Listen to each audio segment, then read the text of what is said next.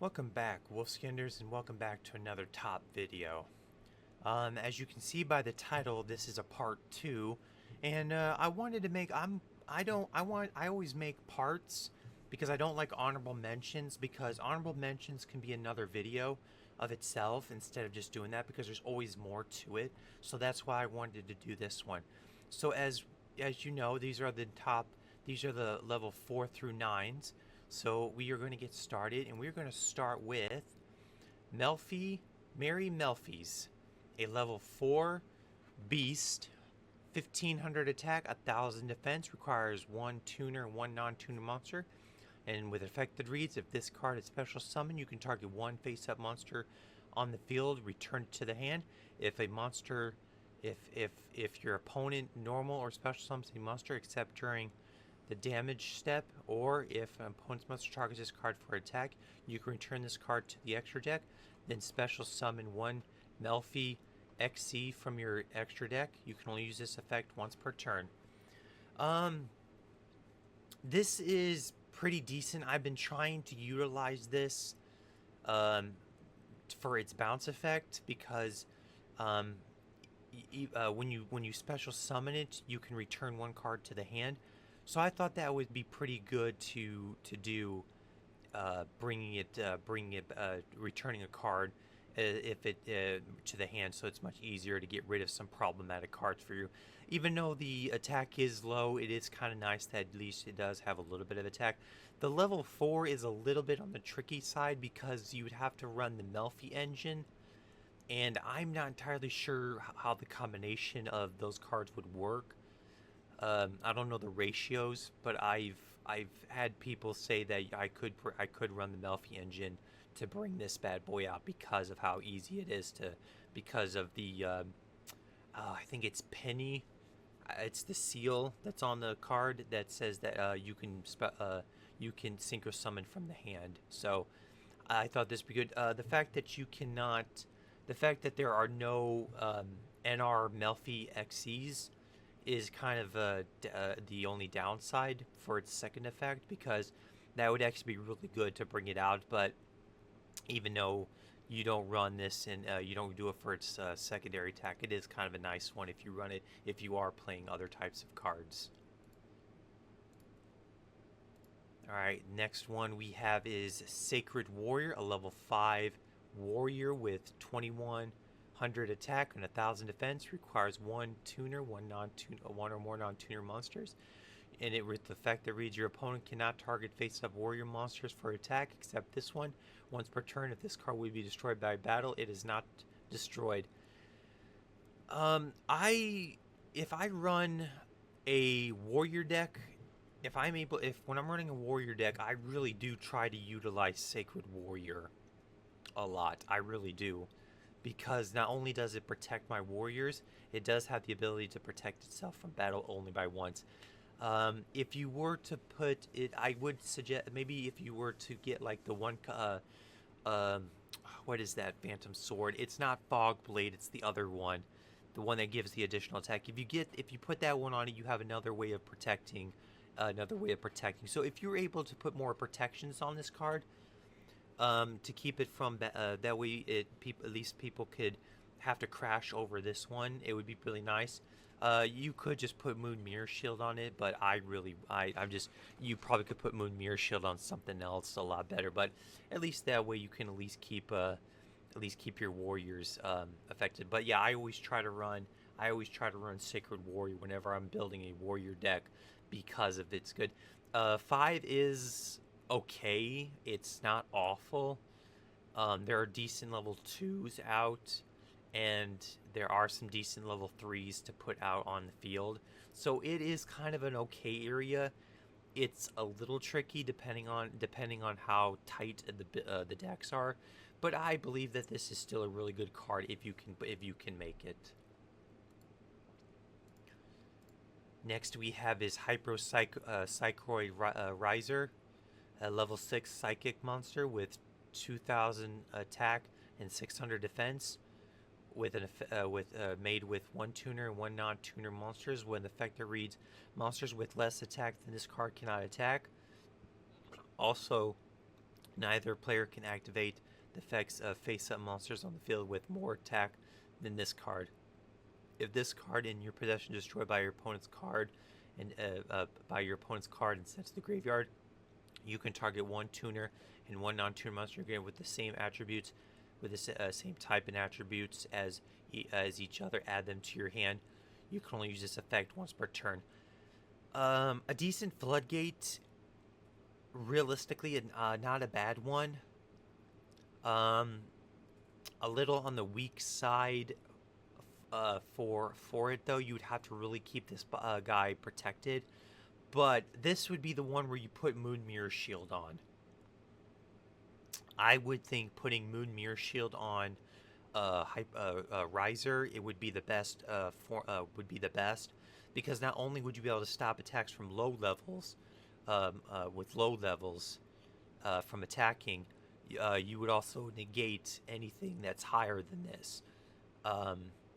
If you were to really like get some under people's skins, you would try to lower this guy's attack as much as humanly possible, and that way nothing could go off. This would be a great floodgate. A level 6 is not bad. It's doable, which is really nice. Depending on how you're making it, it is kind of to me personally, I do like even numbers, because even numbers do have a tendency to be a lot easier to summon. If you summon this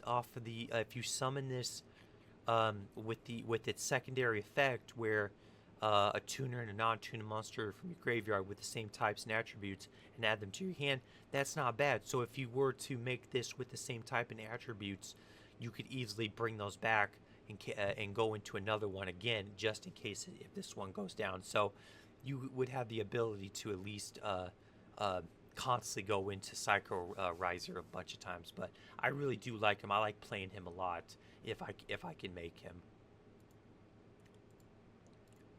Next up, we have his Lightning Warrior, a level 7 warrior with 2400 attack and 1200 defense, 1 tuner and 1 or more non-tuner monsters.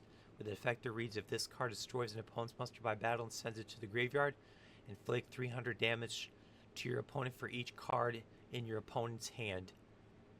Not bad.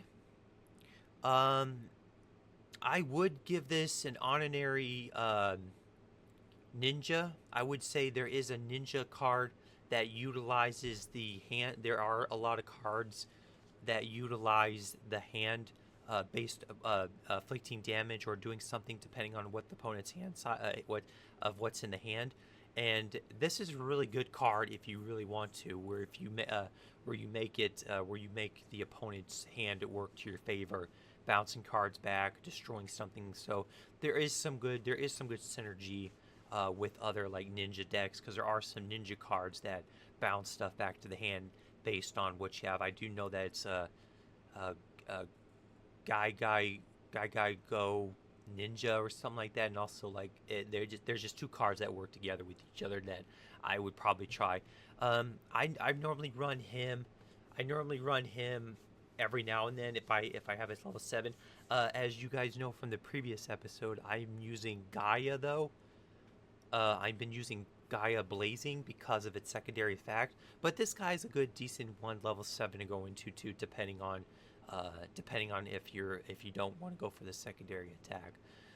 Just level 7, like I said, odd numbers are just really hard to work with, but he's not a bad level 7. Next we have his Avenging Knight Parthenoth, a level 8 fairy with 2600 attack, 2100 defense, 1 tuner plus 1 or more light monsters. Now, with an effect that reads, once per turn, you can target one face-up monster your opponent controls. Change that battle's position. If this card attacks a defense position monster, inflict piercing damage to your opponent. Really good card. I believe to be one of my most favorite level 8s so far. This is locked with its non-tuner light monster though, but I use Vylon Prison and the Thunders like Ma and Pa to utilize this card.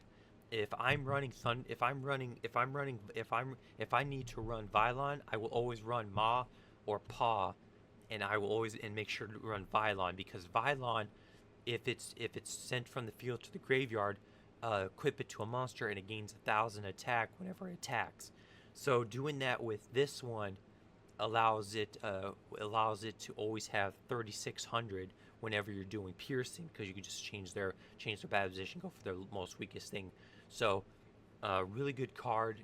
I really utilize this card a lot whenever I'm making level 8s. I always try to utilize this as much as possible if I can pull it off. The fact that it is light monster for its other effect is kind of hard, but that's why on the last video I was doing a light and paladin, because at least it's generic and it does a flare wingman's effect. So one of the another cards to add if you have it. And for the last card we have is Gigantic Castle, a level 9 rock with 1,900 attack and 2,800 defense. And this is made with a 1 tuner and 1 more non-tuner monsters, with an effect that says this card gains 200 attack and defense for each non-tuner synchro monster used to synchro summon this card. It's pretty much a beat stick. That's all this really is. The higher levels are really like lacklustering for this. You got Castle, which is a wall, and here's your beat stick, the fact that you can make this with the fact that it gains 200 attack, 200 attack and defense for each non-tuner synchro monsters used to synchro this card. I mean, it's fine.